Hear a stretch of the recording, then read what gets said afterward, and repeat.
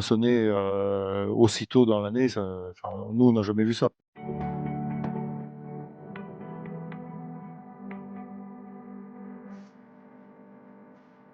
Le bilan d'été, je pense que vous l'avez tous vu un petit peu en vous promenant sur les routes, quoi, hein. La moisson est venue très tôt cette année-ci, quand même, du fait de la canicule, hein, du fait des fortes chaleurs.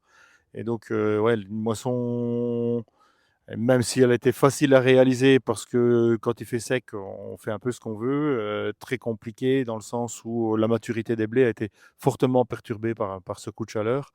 Et plutôt que de mûrir tranquillement sur 3 ou 4 semaines, comme ça doit se faire, on les a vus passer du vert au jaune, comme je le dis, sur une petite semaine de temps. Et on a perdu à peu de choses près 20% du potentiel qu'ils avaient. On était sur une année avec des potentiels plutôt exceptionnels. On s'attendait à faire de très très belles récoltes et à l'inverse, on a beaucoup moins de blé, quoi. Mais c'est vrai que ce qui a été impressionnant, c'est que ça s'est joué en très peu sur un court laps de temps, on a vu des tracteurs de partout. Mhm. C'est ça que vous avez constaté aussi? C'est assez inédit ce qu'on a vu? C'est inédit, hein, moissonner aussitôt dans l'année. Enfin, nous, on n'a jamais vu ça personnellement. Le- Nos aînés, on va dire, nous disent si 76 était à peu près comme du même acabit, quoi. Mais nous, on n'a jamais vu ça. Et en fait, on a fait les escourgeons, donc les orges fourragères, à une période tout à fait normale, début juillet. Et dans la foulée, on a fait les blés, quoi. Ils sont morts tout de suite. Voilà. On parle de mûrissement du blé, hein, quand vous voyez que sa couleur change une fois du vert au jaune. Et là, c'est pas mûrir qu'ils ont fait, ils sont morts, c'est mourir, quoi. Tellement ils ont cuit avec le temps. Malgré tout, il y a un petit grain, donc, hein, qui s'est pas bien rempli. La qualité, elle est là, parce que forcément, ils sont bien secs et tout ce qui s'ensuit. On a d'ailleurs même un peu plus de paille qu'attendu, mais ça, c'est normal, les potentiels étaient là, donc forcément, la paille, elle était déjà faite, hein, la paille, il restait plus qu'à nourrir le grain. Et ça, le blé n'a pas su le faire parce qu'il a été cuit par la météo.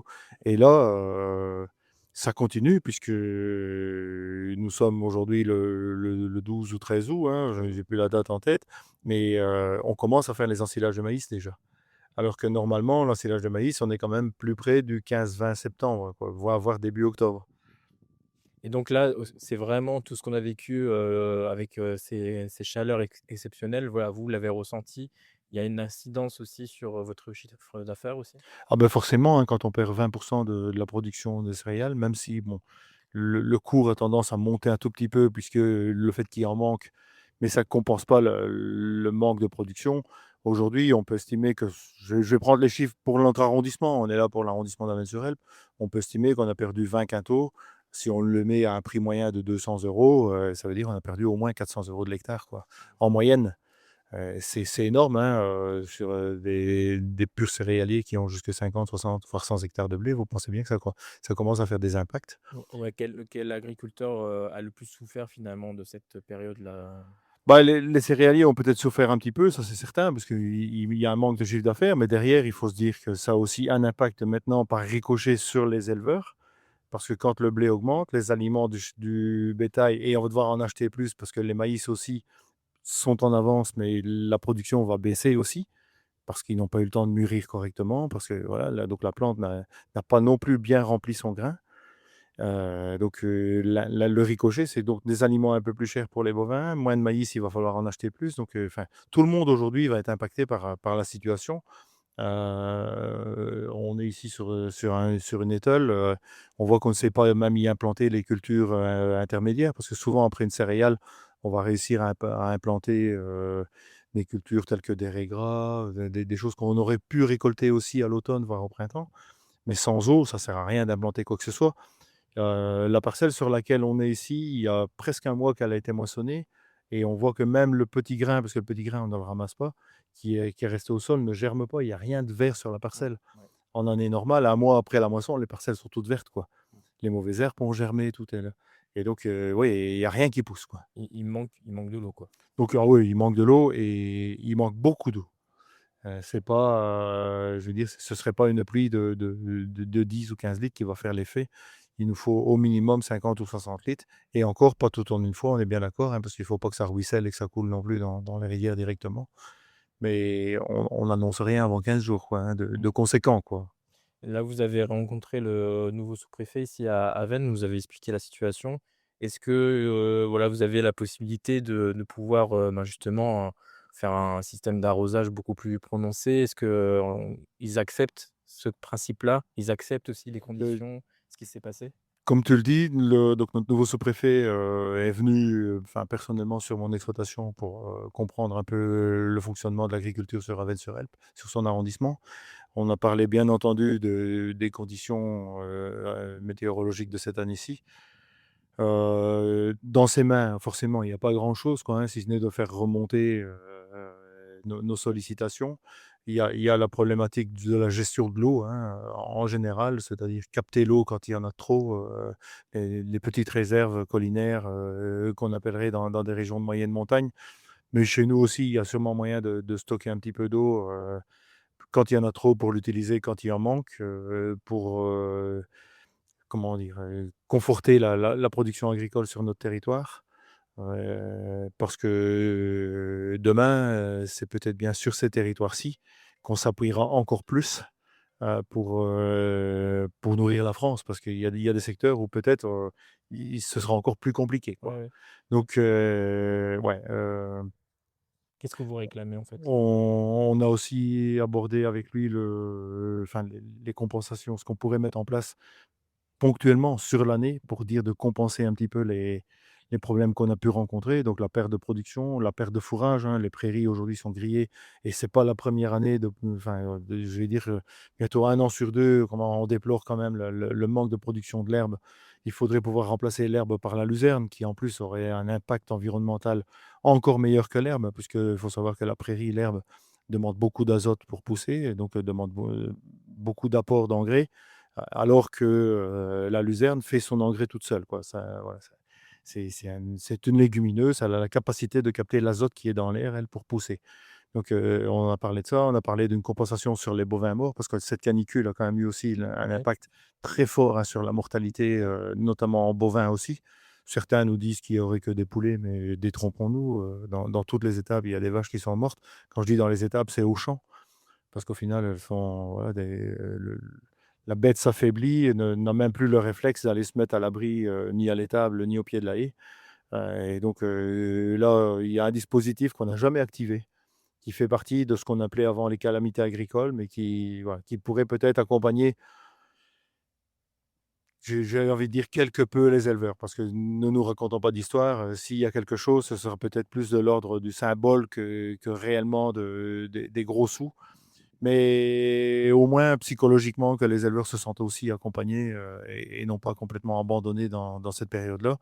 Parce que, c'est une situation qui est non assurable, en fait. Vous pouvez tout assurer, hein, aujourd'hui dans la vie, hein, donc on assure les cultures quand même pour les aléas climatiques, qu'on n'arrive pas forcément à déclencher tout le temps parce qu'il faut des gros taux de perte avant qu'elles ne se déclenchent, mais c'est assurable. On assure les maïs, on assure, si on parle d'animaux, parler tout de suite de volailles, on sait assurer les volailles pour les pertes, en cas de coup de chaleur dans les bâtiments, ça existe. Mais sur les bovins, on n'a aucune assurance pour la mortalité accidentelle comme ça due à la chaleur. Vous avez perdu des vaches. Nous personnellement, on a perdu 2 vaches, ouais.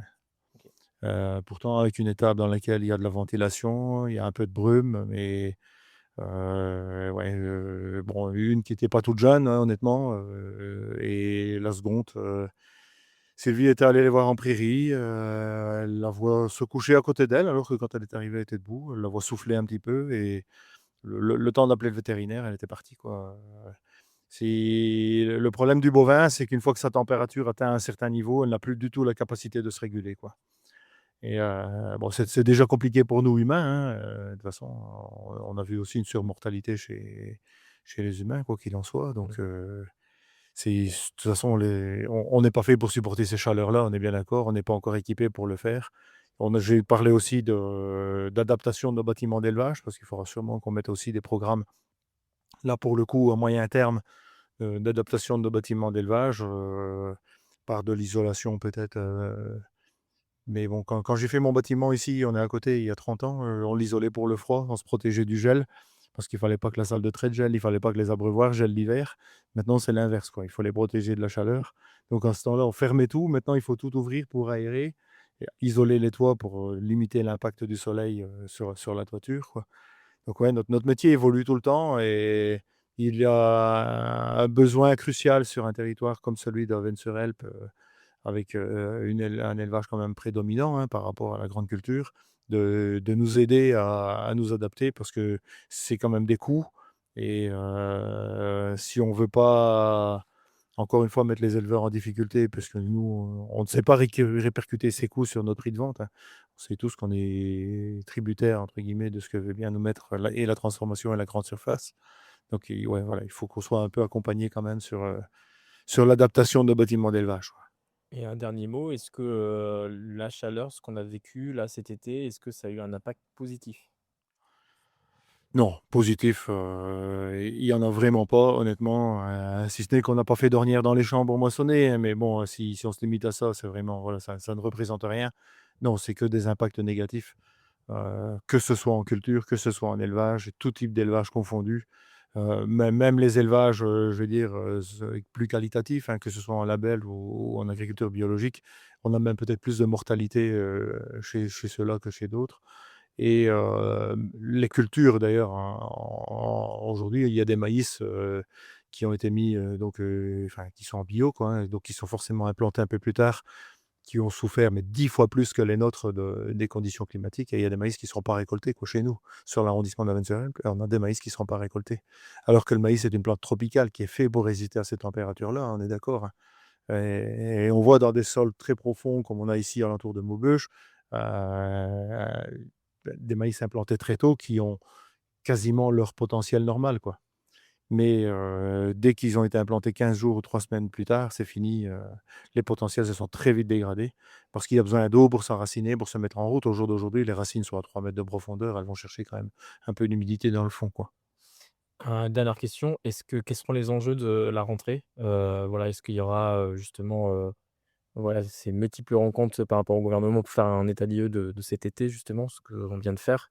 Voilà, comment vous, envisagez cette rentrée, Si, si, non, entre mais guillemets? les rencontres, elles vont être assez récurrentes, hein. La semaine dernière, il y avait une cellule de crise à des DTM, enfin, non, même pas à la préfecture directement, pour dire de faire remonter toutes les difficultés du terrain.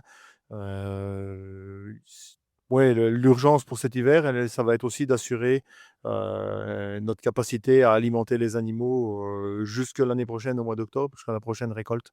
Parce que ce qu'on a stocké au printemps, on est en train de le distribuer aujourd'hui.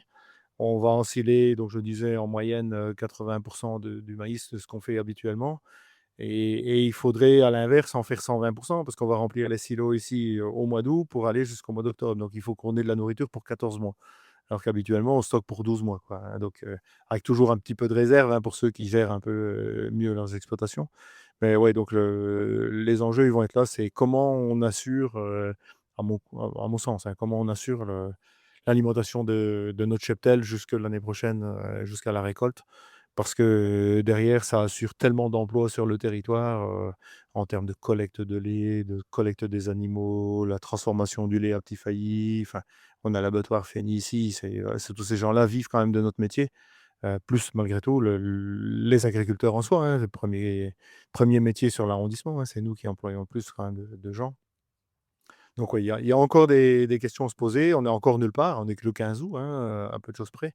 Donc si vraiment on avait de l'eau, je pense, aux betteraves, et d'autres cultures encore pourraient, reprendre, une végétation et voilà et profiter de cette eau. Maintenant les maïs dans 15 jours, il sera trop tard, ils seront dans les silos, quoi, hein. Donc un peu les enjeux qui sont les nôtres ici et accompagner les gens parce que, honnêtement, ça risque encore d'être très, très compliqué, et je pense encore plus chez l'élevage que chez la grande culture. Jean-Christophe Urbain de la FDSEA, merci beaucoup d'avoir été Merci à vous. notre invité.